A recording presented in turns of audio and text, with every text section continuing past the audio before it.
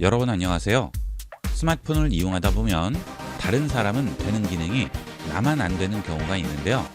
이번 시간은 왜 나만 안 되지 하는 기능들을 제대로 설정해서 사용하는 방법을 알아보겠습니다. 첫 번째로 자동 회전 설정 방법이 되겠습니다. 상단 알림창을 아래로 내리고 한 번 더 쓸어 내립니다. 그러면 자동 회전이 있죠. 이 자동 회전을 끄게 되면 항상 스마트폰이 고정되어 있고요. 자동 회전을 누르게 되면 스마트폰 방향에 따라서 화면이 회전이 되죠. 자, 그런데 필요 없는 경우에도 스마트폰 방향에 따라서 자꾸 회전이 돼서 불편한 경우가 있습니다. 자, 이럴 때는 자동 회전 버튼을 누르고 기다립니다. 그러면 자동 회전 설정을 할 수 있어요. 지금 자동 회전이 켜져 있는 상태인데요. 홈 화면도 켜져 있죠. 자, 그러면 스마트폰을 회전하면 홈 화면도 회전이 됩니다. 그리고 잠금 화면과 음성 통화 화면은 꺼져 있는 상태죠. 자, 이때 잠금 화면과 음성 통화 화면도 켜게 되면 홈 화면, 잠금 화면, 음성 통화 화면 모두 스마트폰 방향에 따라서 회전이 됩니다. 자, 그리고 영상 같은 것들을 볼 때만 회전이 됐으면 좋겠어요. 자, 그럴 때는 홈 화면, 잠금 화면, 음성 통화 화면 전부 꺼줍니다. 그러면 앱을 실행해서 영상을 보신다든지 또는 앱을 이용할 때만 회전이 되겠죠. 보통 유튜브 같은 영상 보실 때 편리하려고 자동 회전을 켜는 경우가 있는데요. 그렇게 해놓으면 홈화면 상태에서도 자꾸 회전이 돼서 굉장히 불편하죠. 자동 회전은 사용 중으로 켜놓으시되 홈화면, 잠금화면, 음성통화화면은 끄고 이용을 하시면 좀 더 편리하게 이용할 수 있겠습니다. 그 다음은 내비게이션 바의 수동 회전 버튼 표시죠. 자, 이것도 켜주시면 내비게이션 바의 수동 회전 버튼이 나오죠. 자, 이 경우는 어떨 때 이용하죠? 자동 회전을 사용하지 않을 때 이용하면 편리하죠. 자, 완료하겠습니다. 그 다음 스마트폰 화면을 회전을 시켜 볼게요. 자, 유튜브 실행을 하고 스마트폰을 회전시켰더니 이렇게 회전 버튼이 나오죠. 이렇게 버튼을 눌러서 회전을 하고 싶으실 경우에는 자동 회전은 꺼주시고요. 내비게이션 바의 수동 회전 버튼 표시를 체크해 주시면 나오게 됩니다. 자, 물론 자동 회전도 끄고 이 기능도 끄면 스마트폰을 가로로 놓든 세로로 놓든 상관없이 항상 한 화면으로 고정이 되어 있겠죠. 자동 회전이 싫으신 경우에는 자동 회전은 끄시고요. 수동 회전 버튼을 표시를 하시면 필요할 때 사용할 수가 있겠죠. 여러분이 사용하는 패턴에 맞춰서 제대로 설정을 해두도록 하세요. 자, 그 다음은 손전등 기능인데요. 내 손전등은 왠지 어두워요. 다른 사람들 스마트폰은 손전등을 켜면 굉장히 밝은데 내 스마트폰은 좀 어두운 것 같습니다. 자, 그럴 때 손전등을 터치하고 기다립니다. 그러면 밝기 조절을 할 수 있는 창이 나오게 됩니다. 지금 밝기가 중간 정도죠. 여기서 손전등 사용을 켜주시고요. 밝기를 최고로 올리시면 지금까지 사용하시던 손전등의 2배 밝기로 이용할 수 있습니다. 그 대신 기존에 사용하던 손전등보다는 좀 더 열이 나게 되겠죠. 이것도 필요에 따라서 이용을 하시면 급할 때 요긴하게 쓰실 수 있어요. 그 다음은 여러분들이 급하게 노트 작성을 하는 경우가 있죠. 갑자기 문서를 작성해야 된다든지 글을 써야 할 때 창을 넘겨서 또 삼성 노트를 찾으시고 노트 실행하시고 복잡한 단계를 거치시는데요. 이것도 복잡하게 할 필요 없이 상단 알림창을 아래로 내립니다. 그리고 한 번 더 내립니다. 그러면 여기에 노트 작성이라고 있죠. 이 노트 작성을 터치하게 되면 바로 노트 화면이 열리게 됩니다. 일일이 찾아서 열 필요가 없죠. 좀 더 간편하게 열 수 있고요. 이런 식으로 노트를 열게 되면 이 노트가 팝업 창으로 올라오게 됩니다. 좀 더 편리하게 이용을 할 수 있겠죠. 자, 이렇게 팝업 창을 닫을 때는 상단에 있는 파란색 막대를 터치하고 아래로 내리시면 삭제 버튼 나오죠. 이 위에 얹어주시면 노트를 닫을 수 있습니다. 자, 혹시 노트가 보이지 않으시는 분들은 자, 창을 다시 내리신 다음 상단에서 연필 버튼 누르세요. 자, 그 다음 전체에 편집 누릅니다. 그러면 추가 가능한 버튼이 아래에 보일 거예요. 여기서 노트를 추가해 주시면 되겠죠. 저 같은 경우 노트를 자주 이용하기 때문에 노트 작성 버튼을 앞쪽에 놔뒀는데요. 자주 이용하지 않으시는 분들은 뒤쪽에 놔두시고 필요할 때만 이용하셔도 되겠죠. 여기 있는 버튼들을 옮길 경우도 상단에 있는 연필 버튼 누르시고요. 전체 편집 누르신 다음 앞쪽으로 옮길 버튼을 뒤쪽에서 가져오시면 됩니다. 자, 화면을 터치해서 넘기면 다음 화면으로 넘어가죠. 여기서 앞쪽으로 옮길 버튼을 터치해서 앞쪽으로 가져오시면 돼요. 자, 이렇게 넘기면 앞쪽으로 넘어오게 되죠. 자, 이런 식으로 자주 쓰는 버튼들을 앞쪽에 배치해서 이용하면 좀 더 빠르고 편리하게 이용할 수 있겠습니다. 그 다음은 카메라 설정이 되겠습니다. 일단 카메라로 들어갑니다. 자, 그 다음 문서를 비춥니다. 자, 그러면 이렇게 카메라를 움직이지 말라고 하고요. 노란색 코너 표시가 나오고 여기 T라고 나오죠. 이 상태에서는 따로 사진을 찍지 않아도 알아서 문서를 스캔해 주게 됩니다. 자, 여기 스캔 버튼이 나오죠. 자, 이 스캔 버튼을 누르면 지금 찍은 이 문서를 삐뚤어진 부분도 전부 바로 잡아서 문서같이 보여주죠. 자, 이렇게 해서 저장을 해주게 되면 갤러리로 들어가시게 되면 이렇게 삐뚤게 찍은 문서도 바로 펴져서 나오게 됩니다. 아주 간편한 방법인데요. 나는 이 문서 버튼이 나오지 않는다 할 경우에는 상단에 있는 톱니바퀴 설정 버튼 누릅니다. 그러면 카메라 설정에서 인텔리전트 기능을 찾을 수 있죠. 여기서 문서 및 텍스트 스캔을 켜 주셔야지만 이런 기능을 이용할 수 있죠. 요즘은 스마트폰 카메라로 보관용으로 스캔도 많이 하시는데요. 이런 식으로 이용하면 일일이 셔터 버튼 누를 필요 없이 스마트폰 카메라로 비추기만 하면 바로바로 스캔을 할 수 있어서 아주 편리하죠. 자, 하지만 이렇게 문서 스캔을 이용하지 않는 경우도 이런 식으로 문서 스캔이 뜨는 경우도 있습니다. 자, 그럴 때는 끄고 이용을 하시고요. 문서 스캔 자주 이용하시는 분들은 꼭 켜고 이용하도록 하세요. 그 다음 요즘은 QR코드들을 많이 이용을 하시죠. 그래서 QR코드를 비치면 QR코드에 링크라든지 또는 여러 가지 정보가 나오게 되는데요. QR코드를 비춰도 그런 내용이 뜨지 않는 경우가 있습니다.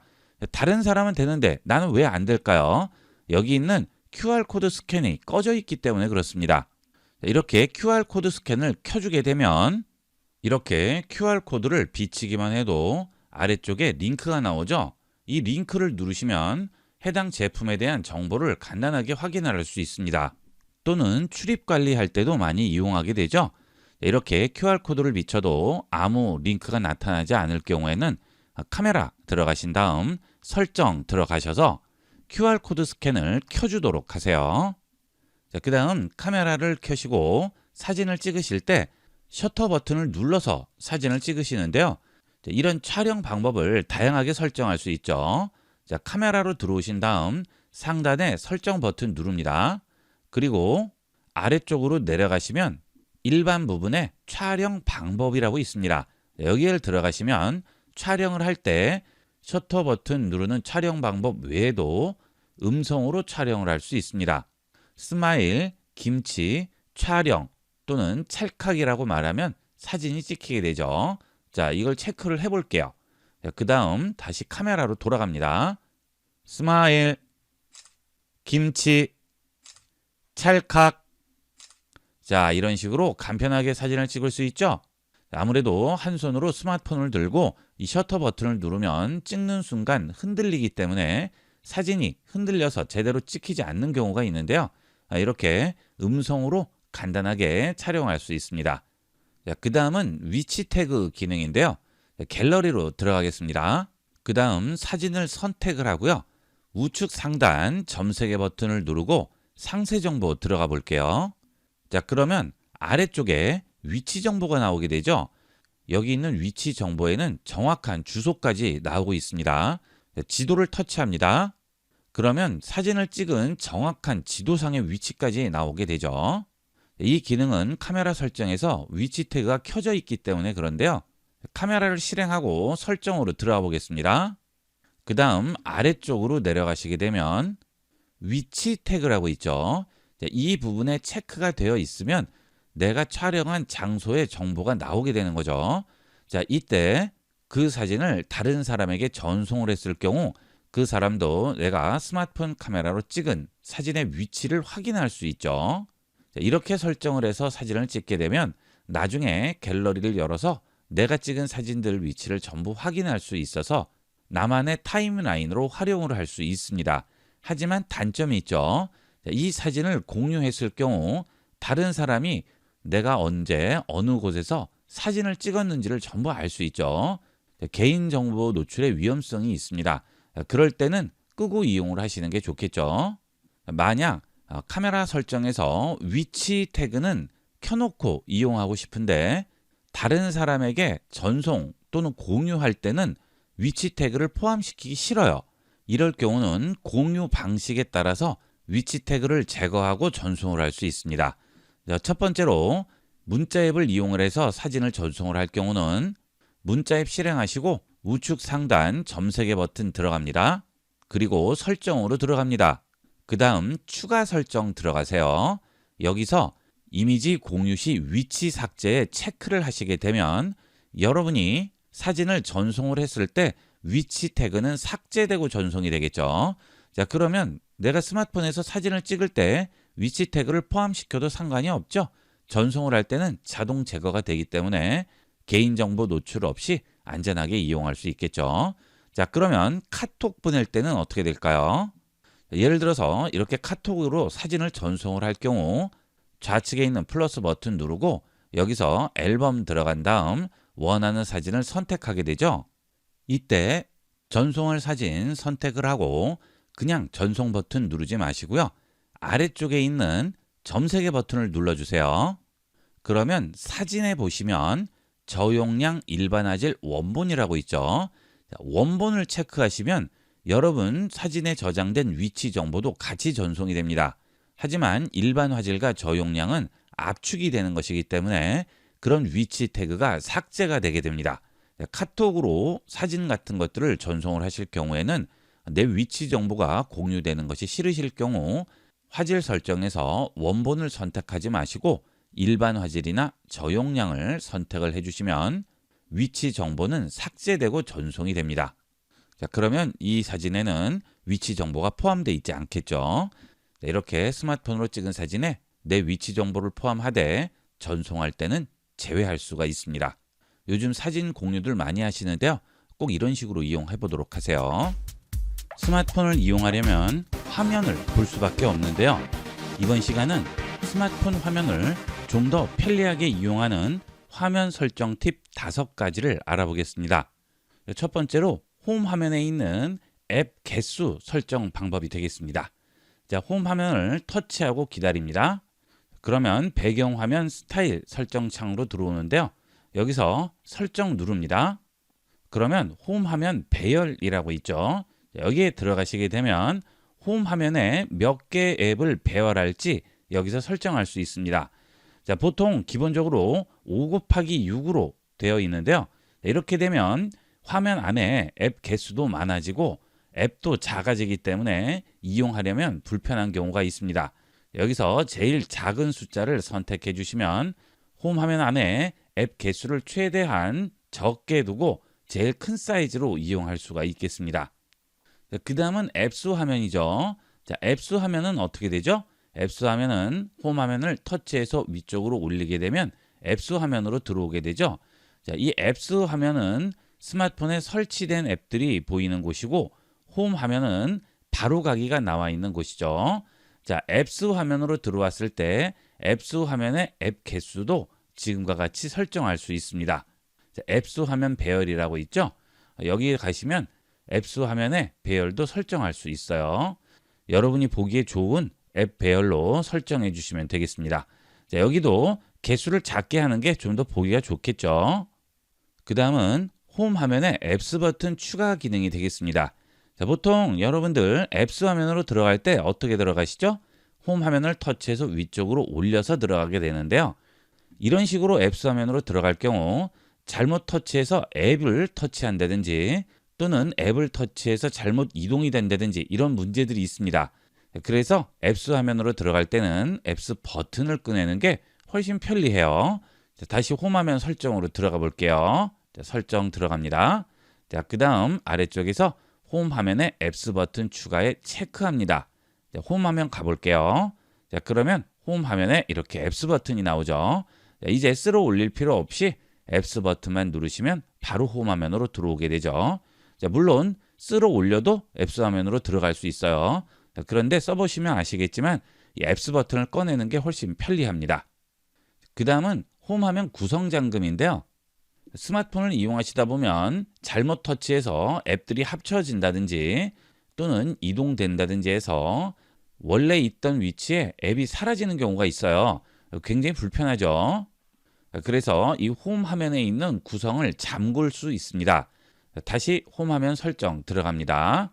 설정 들어가신 다음 아래쪽에 보시면 홈 화면 구성 잠금이라고 되어 있죠.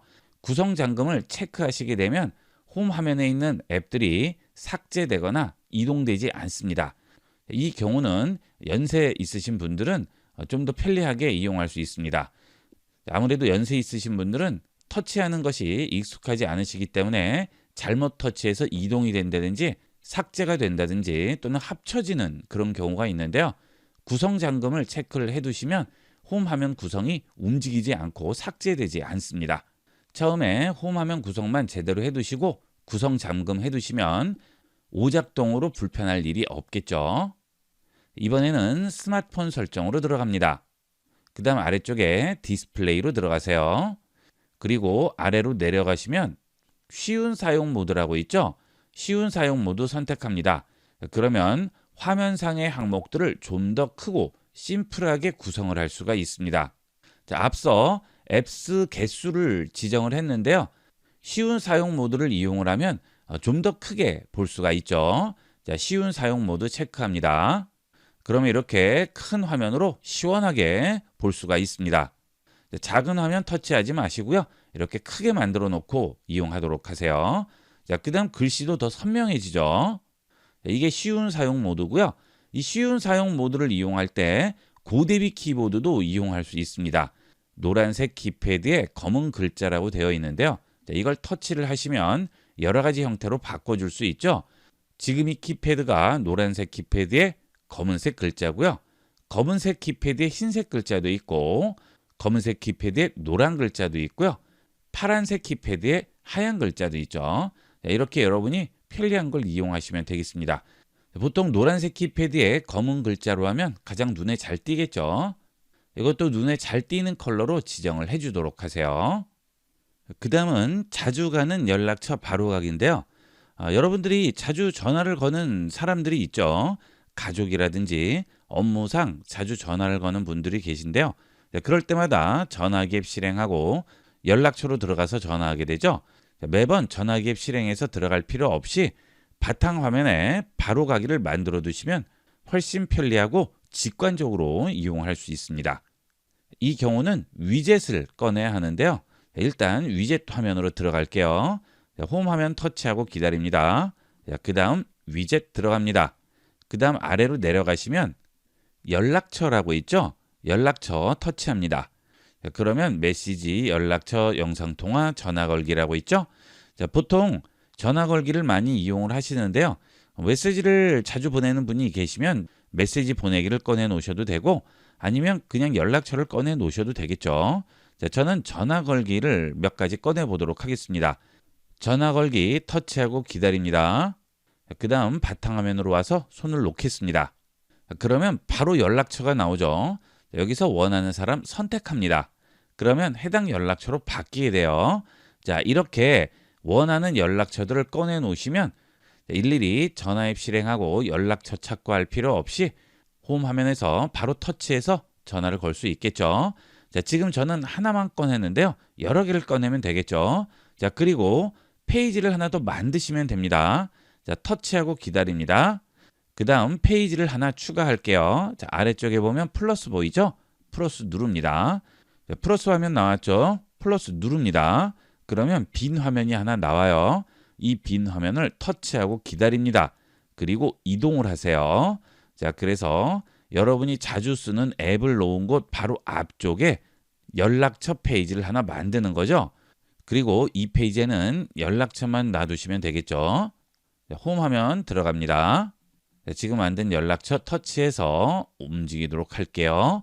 자, 그 다음 연락처를 또 추가할 거예요. 그러면 홈 화면 터치하고 기다리셨다가 다시 위젯 가신 다음 똑같이 연락처 들어가셔서 전화 걸기 또 누르고 기다리세요. 자, 다시 홈화면으로 왔죠? 자, 이렇게 움직여서 앞서 연락처 페이지에 또 얹어주시면 되겠죠. 자, 그러면 이렇게 두 개의 연락처가 올라와 있네요. 그리고 지금은 전화기 모양이죠. 자, 여기에 메시지를 자주 주고받는 사람도 얹어 놓으시면 되겠고요. 영상통화를 자주 하는 분들도 여기에 얹어 놓으시면 언제든지 이 페이지에 들어와서 간단하게 터치만 해서 연락할 수 있습니다. 자, 그 다음은 키보드인데요. 키보드를 보시면 저 같은 경우 쿼티 자판인데 천지인이 편리하신 분도 계시고 쿼티가 편리하신 분도 계시죠. 그런데 쿼티가 불편하신 분들은 키보드 사이즈가 작기 때문에 불편해하시는 분들도 있습니다. 특히 남자분들이나 연세가 많은 분들은 키패드가 작아서 누르기가 힘들어요. 그래서 그럴 경우는 천지인 키보드를 이용하시면 되겠죠. 천지인 키보드는 설정으로 들어가야 되는데 삼성 키보드 설정 위치가 바뀌었죠. 자, 원래 여기 있는 점 3개 버튼을 누르면 나왔었는데 이제는 키보드 중에 있습니다. 스페이스바 옆에 보시면 설정 버튼이 있는데요. 혹시 안 보이시는 분들은 스페이스바 좌측 옆에 있는 아무 버튼이나 누르고 기다립니다. 자, 그러면 설정이 있죠. 자, 여러분에 따라서 한자가 있는 분도 계시고요. 샵, 물음표, 여러 가지 다른 버튼이 있는 분도 계실 거예요. 여기서 설정으로 들어갑니다. 자, 그 다음 언어 및 키보드 형식을 들어가셔서 한국어를 쿼티로 하지 마시고요. 천지인이나 천지인 플러스로 해주는 거죠.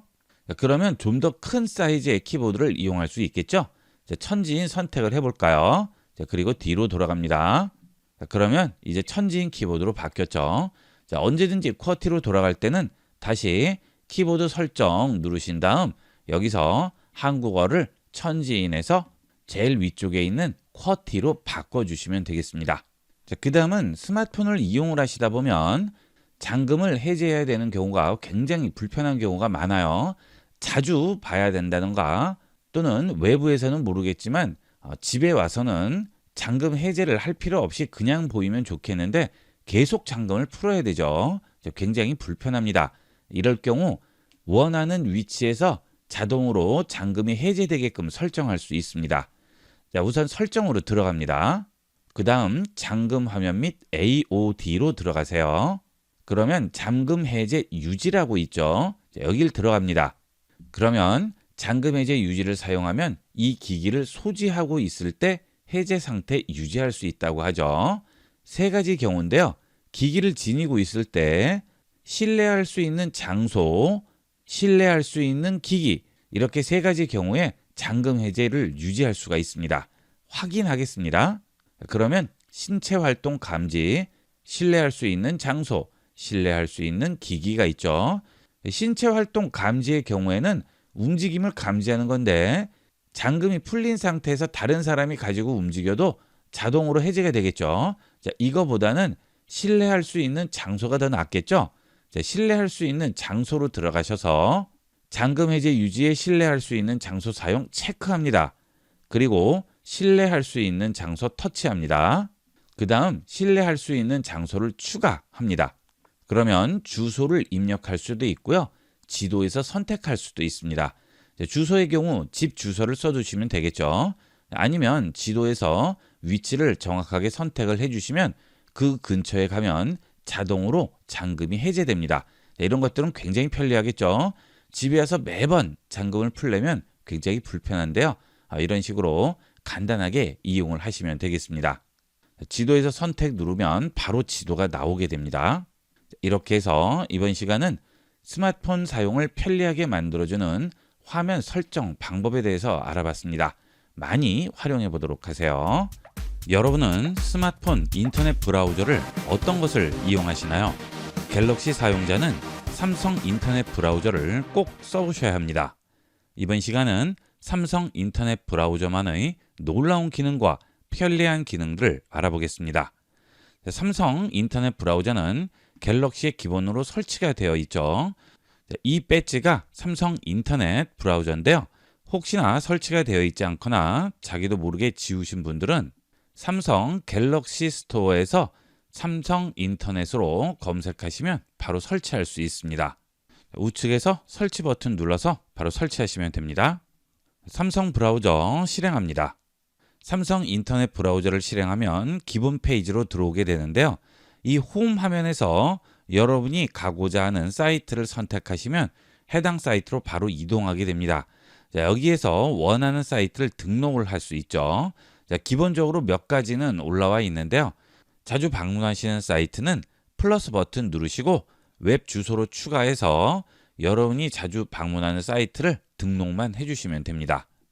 그 다음은 삼성 인터넷을 실행해서 처음 화면으로 들어오게 되면 광고, 트래커, 팝업 등으로부터 보호되고 있다는 배너가 보이게 되는데요. 이런 것들은 삼성 인터넷 브라우저만의 특징이라고 할 수 있죠. 자, 여기 있는 개인정보로 들어가 봅니다. 자, 그러면 지금 현재 트래커 연계를 0번 차단했다고 하죠. 여러분이 인터넷에 접속을 하게 되면 여러분이 어디를 방문하든지 여러분이 인터넷상에서 이동한 경로를 전부 추적을 하게 돼요. 자, 그것은 기본적으로 서버에서 하게 되는데요. 자, 그런 서버에서 보통 기본 정보만 추적하는데요. 우리가 아는 네이버라든지 구글이라든지 이런 대형 포털 사이트 외에 해킹 앱이 작동하는 그런 사이트들이 있습니다. 여러분이 인터넷을 이용하다 보면 버튼을 잘못 누른다던가 나도 모르게 원하는 사이트가 아닌 다른 사이트에 접속이 되는 경우가 있죠. 자, 그래서 한번 그렇게 접속이 되면 그때부터는 여러분 모든 행동을 트래커가 따라다니게 됩니다. 자, 그것을 트래커라고 하는데요. 서버에서 정식으로 여러분 기록, 로그를 남기는 것이 아닌 다른 목적으로 여러분이 다니는 곳들을 전부 트래킹하는 경우가 있습니다. 자, 그런 경우는 전부 방지를 해주는 게 좋죠. 자, 이것이 트래커 차단 기능이 되겠습니다. 그리고 아래쪽에 보면 스마트 추적 방지라고 되어 있죠. 자, 여기를 들어가시면 항상 트래커가 나를 쫓아다니지 못하게 하거나 아니면 비밀 모드에서만 쫓아다니지 못하게 하거나 아니면 안 할 수도 있죠. 여러분이 원하는 걸 설정을 해주시면 되겠고요. 자, 제가 지금 강의하느라 잠깐 인터넷을 이용했더니 벌써 추적 시도를 876번 차단했다고 하죠. 자, 앞서는 0번이었죠. 자, 그만큼 내가 인터넷에 접속을 하면 나를 추적하는 트래커들이 많다는 얘기예요. 이 트래커 기능은 꼭 켜고 이용을 하도록 하세요. 그 다음 그 아래 보시면 방해받지 않도록 보호됐다고 하죠. 뒤로 가기 시 리디렉션 차단, 팝업 차단, 앱에서 삼성 인터넷 열기 차단 이렇게 세 가지가 있습니다.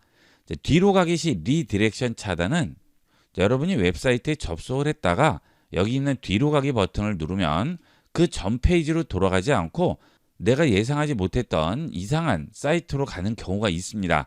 자, 그런 경우도 전부 해킹이나 멀웨어 배포를 위한 일종의 속임수라고 봐야죠. 자, 그런 사이트들을 잘못 누르시면 여러분 컴퓨터가 해킹 위험에 노출될 수가 있죠. 자, 그래서 그런 엉뚱한 사이트로 연결되는 리디렉션을 차단을 하게 되는 겁니다. 이런 기능은 무조건 켜고 이용을 하셔야 되겠죠. 자, 그 다음에 팝업 차단이 있죠. 여러분이 어떤 사이트에 들어가면 이렇게 팝업이 뜨는 경우가 있어요. 자, 그것도 한두 개가 아니고 여러 개가 뜨는 경우가 있는데요. 굉장히 답답하죠. 자, 이때 팝업 차단 기능을 켜주시면 사이트에 접속을 하더라도 팝업이 따로 뜨지 않도록 전부 차단을 해줍니다. 자, 그 다음은 악성 사이트 접속 시 알림이죠. 앞서 말씀드렸던 대로 인터넷을 이용을 하시다 보면 버튼이나 배너, 광고 같은 것들을 잘못 눌러서 엉뚱한 사이트로 가는 경우가 있는데요. 그럴 때 악성 코드에 제일 많이 감염이 되겠죠. 자, 그럴 때 악성 사이트 접속 시에 알림을 울려주게 됩니다. 내가 현재 악성 사이트로 들어왔는지 알림으로 확인을 할 수가 있겠죠. 자, 그 다음에 자동 다운로드 차단인데요.